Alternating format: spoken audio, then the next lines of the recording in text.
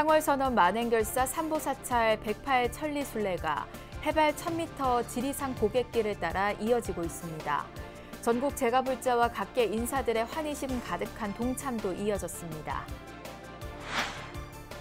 조계종 15대 종정추대위원회가 오늘 12월 예정된 가운데 영축 총림 통도사가 방장 성파스님의 종정 후보 추대를 결의했고 조계종 원로회의 의장 세민스님, 공주 항림사 5등 선원 조실 대원스님 등이 하마평에 오르고 있습니다. 천태종 수도권 포교 중심 도량 서울 우면산 관문사가 계산 23주년 법회를 봉행하고 새 도약을 다짐했습니다. 법보종찰 가야산 해인사가 계산 1219주년을 맞아 한국불교를 빛내고 나라 발전에 기여한 해인사 스님들을 조명하는 특별전을 마련했습니다. 전시회는 내년 4월까지 이어집니다. 각 지역에 주목할 전통 사찰을 소개하는 기획보도. 오늘은 강릉의 천년고찰 보현사를 찾았습니다.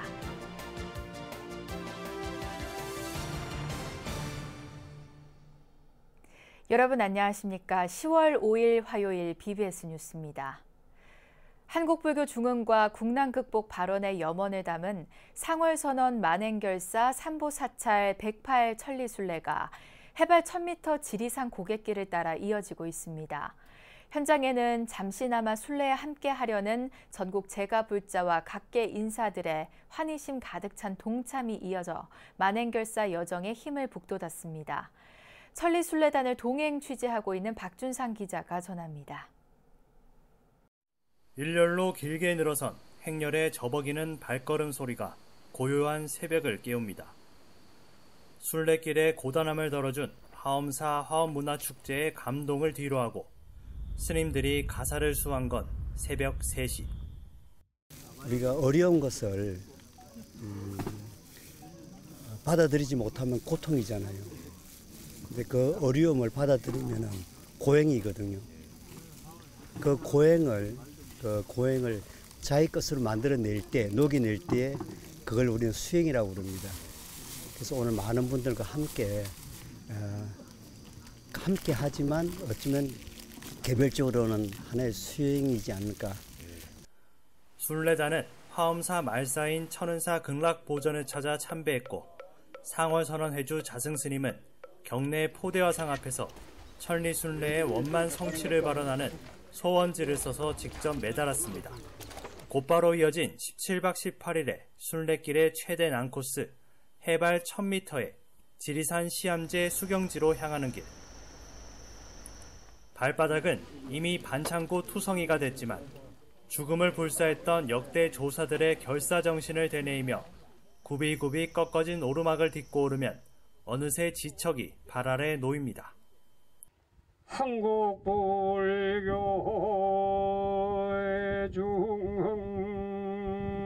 중흥글서. 특히 이번 순례길엔 일상을 잠시 뒤로 한 채 조금이라도 함께 걷겠다며 한달음에 찾아온 전국 제가불자와 각계 인사들의 모습도 눈에 띄었습니다. 17박 18일 꼬박 걷는 일정을 전부 함께하진 못하지만 휴일을 이용해 함께 걷거나 순례자들이 힘을 내는데 크고 작은 도움을 주고 있습니다.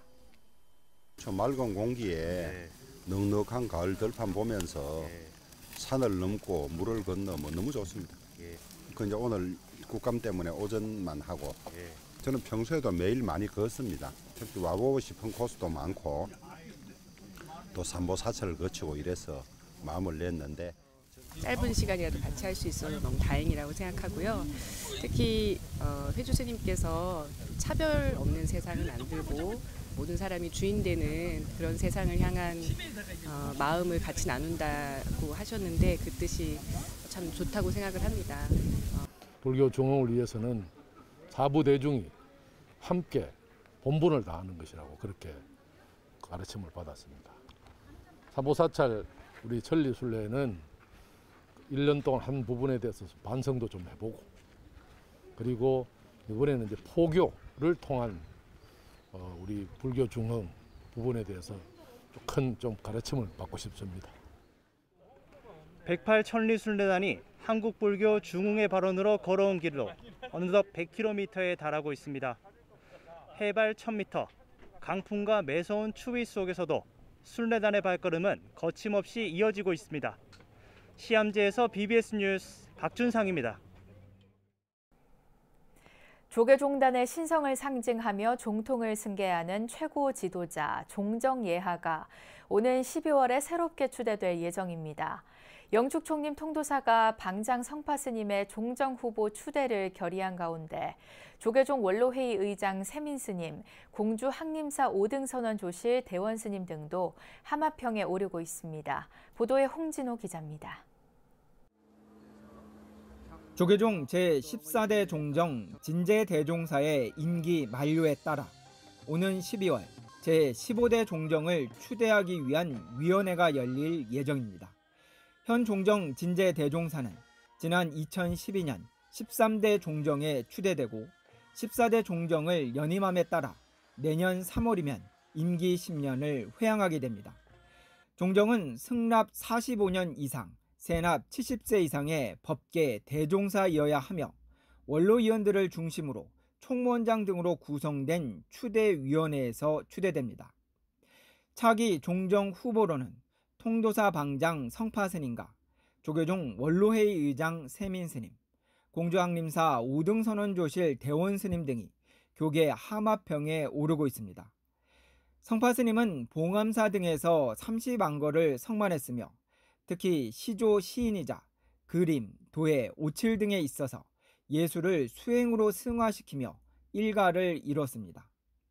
현대 한국불교에서 연불로 첫손에 꼽히는 세민스님은 근현대 대표적 학승, 지간스님을 은사로 주요 사찰 주지 등 다양한 종단 소임을 맡으며 불교 발전에 기여했습니다.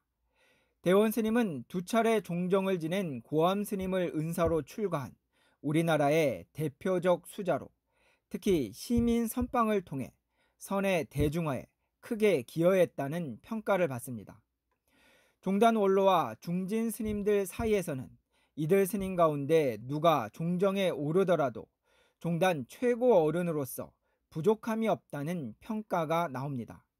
또 종정 추대는 위원회 내부 추천과 논의를 통해 합의를 이룬다는 점에서 최근 가열되고 있는 하마평이 세속에 그릇된 시선을 심어줄 수 있다는 우려도 나옵니다. 현 조계종 총무원장의 임기는 내년 9월 27일까지입니다. 한국불교의 대선으로 불리는 총무원장 선거에 앞서 열리는 종정 추대가 더욱 여법하게 진행돼야 한다는 목소리가 커지고 있습니다. 조계종 총무원에서 BBS 뉴스 홍준호입니다. 천태종의 수도권 포교 중심 도량인 서울 우면산 관문사가 산문을 연 지 23주년을 맞아 기념 대법회를 봉행하고 새로운 도약을 다짐했습니다. 천태종 서울 관문사는 경내 옥불보전에서 천태종 총무원장 문덕스님과 종의회 의장 무원스님, 관문사 주지 경혜스님 등이 참석한 가운데 계산 23주년 기념 대법회를 봉행했습니다. 좋은 것은 스승없이 유혹과 나누고 좋지 못한 것은 스스로 입장을 녹여 좋은 방향으로 해통하는 지혜와 용기가 있습니다. 꼭 필요한 부분입니다. 이제 지난 시간에 그 쌓아놓은 원력과 또 신심을 바탕으로 해서 앞으로 상월과 대소께서 이 땅에 남기신 종지인 애국불교와 생활불교와 대종불교의 종지를 성실히 실천하고 이와 함께 관문사 발전에 기여한 오덕근 신도회장 등에게 표창장과 표창패가 수여됐고 경내 성보박물관 전시실에선 한국과 중국의 공양구를 소개하는 계산 23주년 기념특별전 신심을 담는 법구 공양구 개막식이 열렸습니다. 법보종찰 가야산 해인사가 산문을 연 지 1219주년을 맞아 한국불교를 빛내고 나라 발전에 기여한 해인사 스님들을 조명하는 자리를 마련합니다. 해인사는 계산대제 행사의 하나로 내일부터 내년 4월 10일까지 성부박물관 특별전시실에서 불교를 빛내고 나라에 공헌한 해인사 스님들 특별전을 개최합니다. 특별전에선 해인사 계산조이자 의상대사의 법손인 수능스님과 그 제자인 이정스님, 고려 태조 왕건의 스승이자 해인사를 중창한 희랑대사, 표충사를 수호하며 후학들에게 화엄학을 지도했던 해봉스님 진영과 관련 유물들을 만날 수 있습니다. 천태 교학을 창종한 대각국사 의천, 팔만대장경 조성불사를 총괄한 수기스님, 세종대왕의 한글 창제에 크게 공헌한 신미대사, 해인사 중수를 이끈 학조대사, 사명벼감스님 등 승병장들의 이야기도 소개됩니다. 각 지역에 주목할 전통 사찰을 소개하는 기획보도. 오늘은 강릉의 천년고찰 보현사를 찾았습니다. 650년 자장율사가 창건한 보현사는 사골산문 계산조 범일국사의 제자 낭원대사가 크게 일으킨 보현성지로 오늘날에는 템플스테이와 산사문화재 등으로 지역 주민과 함께 호흡하고 있습니다. 춘천 BBS 김충현 기자가 전합니다.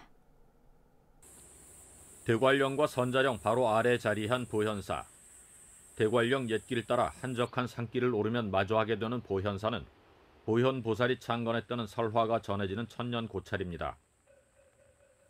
범일국사 법맥을 이은 낭원대사가 크게 일으키고 선원을 세워 많은 스님들이 정진했던 보현성지 보현사는 오랜 세월 지역 주민들이 의지하고 사부대 중에 애환을 달래주던 친근한 도량입니다. 오늘날에는 템플스테이와 산사문화재, 산사예술제 등으로 지역 주민과 함께 호흡하고 있습니다. 강릉에서는 옛날부터 제일 큰 절이었고 제일 오래된 절입니다. 여기가. 그래서 천년의 쉼터. 여기서 모든 사람들이 와서 잘 쉴 수 있고 더 잘 기도도 하고 모든 일이 잘 이루어졌고 또 마음의 공양이라는 것은 항상 어디 밖에 나갔다 하더라도 들어오게 되면 그런 고향처럼 항상 따뜻한 그런 곳이 아닌가 싶어가지고 저희가 이렇게 천년의 쉼터 마음의 공양이라는 슬로건을 내세우게 됐습니다. 보현사는 무엇보다 천년 넘게 도량을 지켜온 낭원대사 탑비로 널리 알려진 사찰입니다. 보현사를 크게 중창하고 수행 도량으로 일구어온 낭원대사 탑비는 940년 건립됐으며 거북 받침과 비명, 2마리의 용 등이 천년을 이어오며 역사를 전하고 일궈가고 있습니다. 또 조선 중기 조성된 대웅전 아미타 삼존불 좌상과 고려시대 조성된 것으로 추정되는 목조 보현보살 역시 다른 사찰에서는 만나기 어려운 문화유산입니다. 창고는 650년이 됐지만 아마 절이 커지게 된 거는 범일국사의 제자인 낭원대사 스님이 여기 들어오시면서 많은 스님네들을 제접하면서 또 수행도량으로서 선종사찰로서 자리매김하다 보니까는 그런 문화재가 지금까지 쭉 내려온 것이 아닌가 생각합니다. 보현사는 이제 범일국사와 낭원대사의 맥을 이어 사부대중이 함께 정진하는 수행도량으로 한국불교 수행 가풍을 이어갈 계획을 세우고 있습니다. 앞으로 선언을 할 수만 있으면 지어서 제2의 지장선언을 만들어서 한번 스님들과 같이 수행 정진하는 그리고 또 사부대중이 같이 모여서 수행 정진할 수 있는 그런 도량을 만드는 게 하나의 목표입니다. 위로와 치유, 자기 성찰이 그 어느 때보다 필요한 이 시대. 천년의 쉼터, 마음의 고향 보현성지, 보현사 참배를 통해 원하는 모든 것을 이루시기를 권해드립니다. BBS 뉴스 김충현입니다.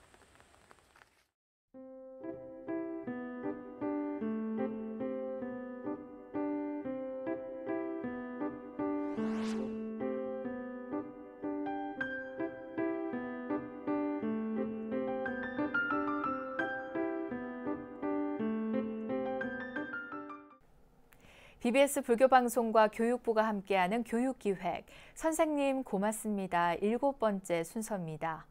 경기도 화성 남양고등학교는 낡은 교실을 미래형 학교로 새로 짓는 그린 스마트 미래학교 사업이 한창인데요. 모듈러 임시교실이지만 지내는 선생님과 학생들은 코로나19나 안전사고 우려 없이 쾌적한 환경에서 활기차게 학교 생활을 하고 있었습니다. 박성용 기자가 다녀왔습니다. 코로나19는 과밀 학급 등 학교 환경의 대변화를 요구하고 있습니다. 40년 이상 된 낡은 학교를 미래형 학습 공간으로 바꾸는 그린스마트 미래학교 사업. 공사기간 선생님과 학생들은 모듈러 임시교실에서 지내야 합니다. 경기도 화성 남양고 3학년 선생님과 학생들도 50년 된 기존 건물이 안전 문제로 폐쇄되면서 학교 한켠에 마련된 모듈러 교실에서 4개월째 학사 일정을 소화하고 있습니다. 컨테이너 박스를 연상하기 쉽지만 안팎에서 마주한 모듈러 임시교실은 새 교실 못지않았습니다. 확실히 오고 나서 환풍기나 에어컨이 더 잘 돌아가다 보니까 또 방역 수칙 같은 경우에도 더 잘 많이 지킬 수 있었던 것 같아요. 확실히 오고 나서 더 많이 공부에 집중했던 것 같아요. 전 건물에 비해서 확실히 에어컨 같은 게 잘 설비가 되어 있어서 확실히 시원합니다. 시원하고 또 이제 조명 같은 것도 잘 들어오고 해서 글씨도 잘 보이고 바로 밖에 운동장도 있어가지고 쾌적하고 애들 뭐하고 있는지 볼 수도 있고. 방역부터 수업까지 바쁜 선생님도 호평입니다. 솔직히 전에 건물은요, 저희가 40년이 넘은 정말 낡은 건물이었어요. 거기에 비해서 너무나 쾌적하고 새 건물이고 냉난방도 잘 되고 그리고 채광도 좋고 그래서 그리고 이제 실습실 자체가 거의 이제 새 걸로 바뀌었기 때문에 오히려 저희는 실습 수업할 때 훨씬 더 쾌적하고 안정된 분위기에서 실습을 하고 있어요. 임시교실인데도 새 교실처럼 내진과 소방, 환기와 방음 등 법적 기준을 엄격하게 적용했습니다.